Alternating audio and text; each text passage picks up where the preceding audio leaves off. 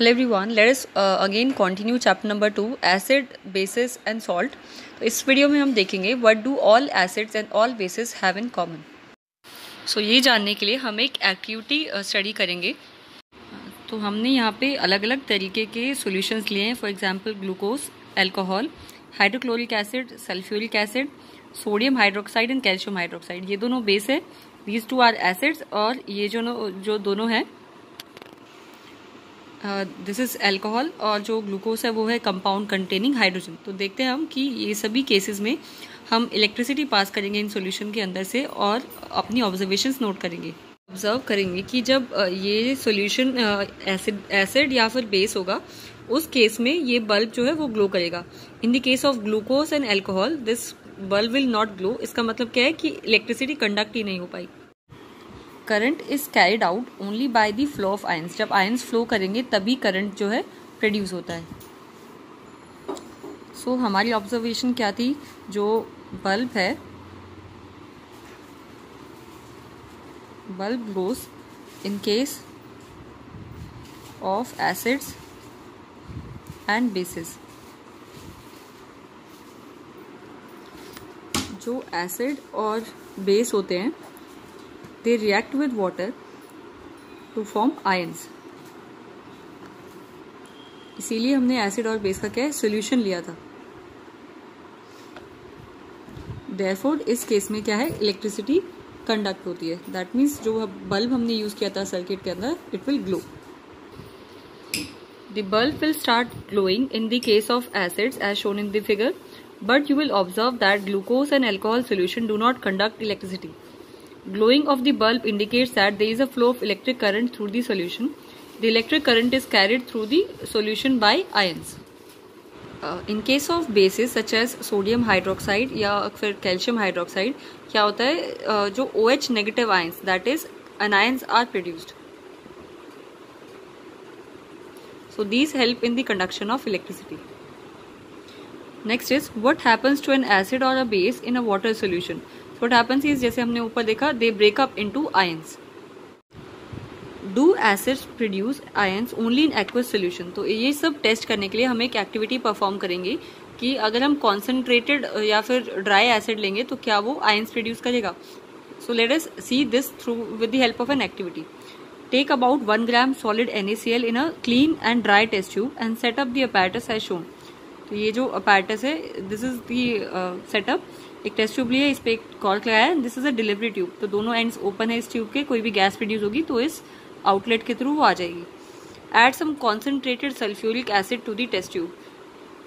And this is the test tube containing sodium chloride. इसके अंदर हमने ऐड किया है कॉन्सेंट्रेटेड H2SO4.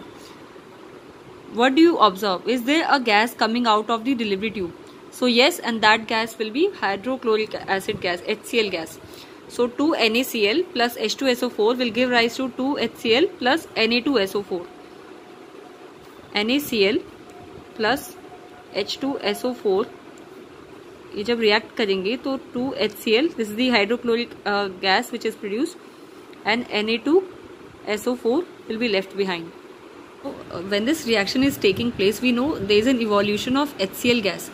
तो हमें क्या करना है, एक बार यहाँ पे dry blue litmus paper use करना है एंड एक बार जो लिटमस पेपर आप यूज करोगे which will be wait.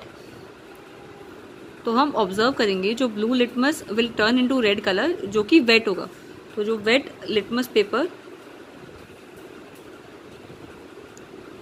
Turns red, sorry. In which case does this litmus paper change color? So this happens with the wet blue litmus paper. On the basis of the above activity, what do we infer about the acidic character of dry HCl gas?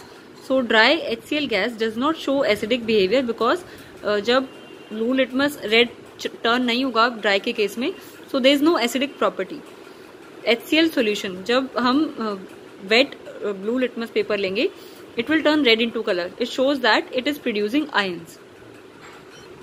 यहाँ पे एक चीज और बोली गई है, note to the teachers, if the climate is very humid you will have to pass the gas produced through a guard tube that is a drying tube containing calcium chloride to dry the tube. तो ये एक tube होती है guard tube. इसके अंदर क्या है, calcium chloride के क्रिस्टल्स होते हैं. तो जब हम हाइड्रोक्लोरिक एसिड जो गैस प्रोड्यूस हो रही है HCl गैस उसको इससे पास करेंगे, बिकॉज अगर एयर में ऑलरेडी ह्यूमिडिटी बहुत ज़्यादा प्रेजेंट है तो हमें जो लिटमस पेपर है वो मॉइस्चर एब्जॉर्ब कर लेगा। तो हम नहीं चाहते कि एक्सटर्नल मॉइस्चर जो है इंटरफेयर करे हमारे एक्सपेरिमेंट के साथ, इसीलिए ह्यूमिड सीजन में हमें गार्ड ट्यूब यूज करनी पड़ेगी।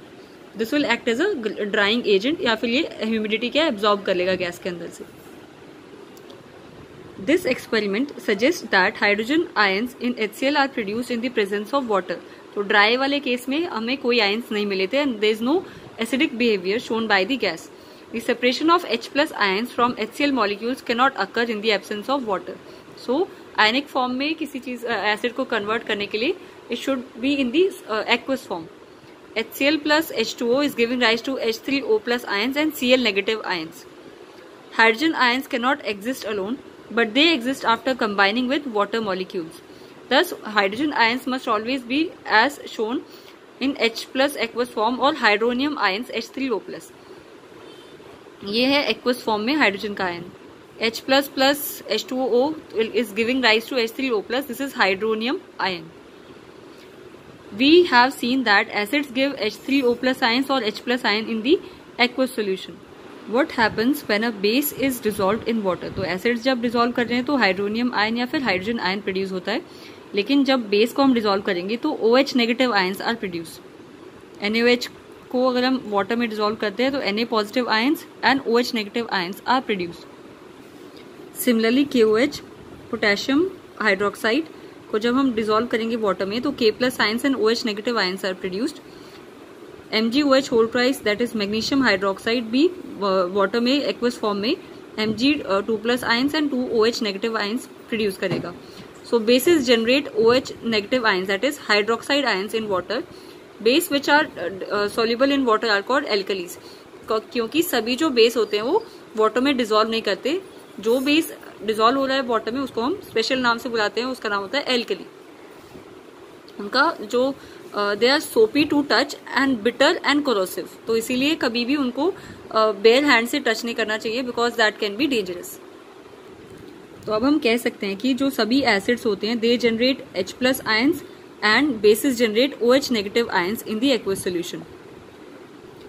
प्रीवियसली हमने देखा था न्यूट्रलाइजेशन रिएक्शंस को, जिसके अंदर एक एसिड और बेस आपस में रिएक्ट करके सॉल्ट एंड वाटर प्रोड्यूस करते हैं। So acid plus base is giving rise to salt plus water.